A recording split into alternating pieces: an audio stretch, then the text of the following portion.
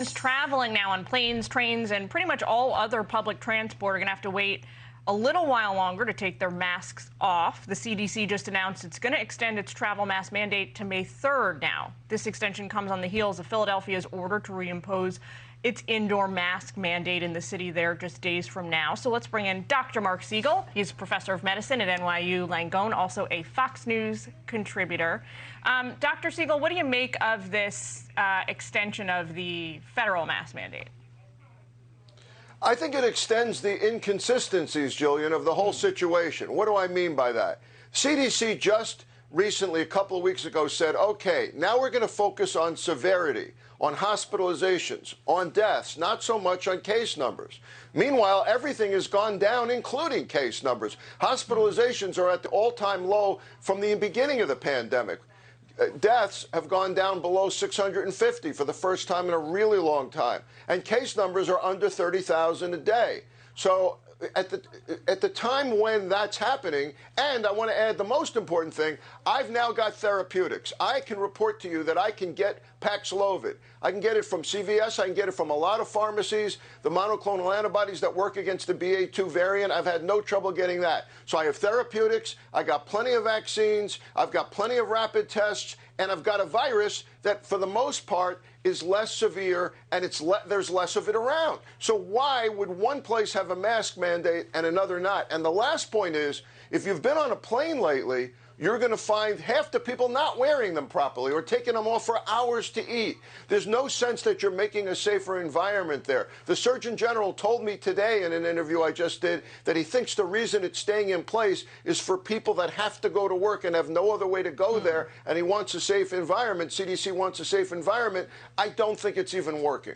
So, Dr. Siegel, while I have you, I got to ask you before we move on to Philadelphia about what we've seen in Washington, D.C. over the last week.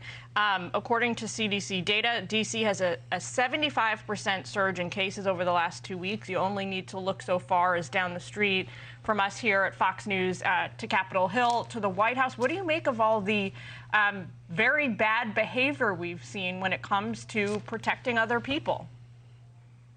Yeah, you put that right. I think mandates need to go, but I don't think that mitigating strategies need to go. They're two different things. We've taught the country, or the government has, if we don't mandate it, you don't need it. And we don't have to look any farther to the government itself to see what that means. Yeah, Dr. Siegel, just so our viewers know what I'm talking about here, we saw a whole bunch of 80-year-olds gathered together in the East Room of the White House, hugging each other, breathing all over each other, unmasked, when half of them had COVID this week.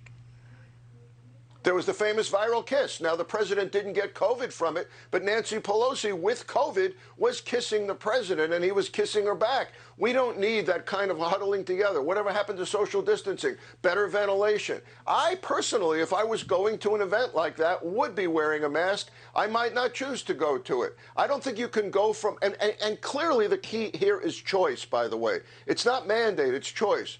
You can decide on your own now what's a safe environment, but it doesn't mean we should throw away all precautions. So now I want to ask you about Philly real quick, where they've reinstated this indoor mask mandate. The health commissioner there, Dr. Cheryl Bedegal, offers this rationale. She says cases have risen 50% in 10 days, and, quote, if we fail to act now, knowing that every previous wave of infections has been followed by a wave of hospitalizations and then a wave of deaths, it'll be too late.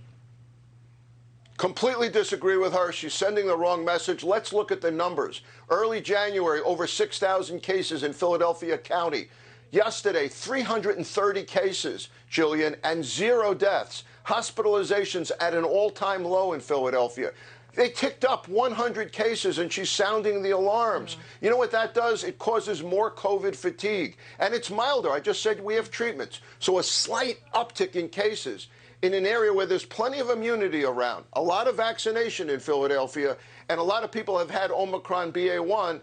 Now we're sounding the alarms over BA.2. That is the wrong answer. All right, Dr. Siegel, thank you as always. Have a healthy and fabulous afternoon.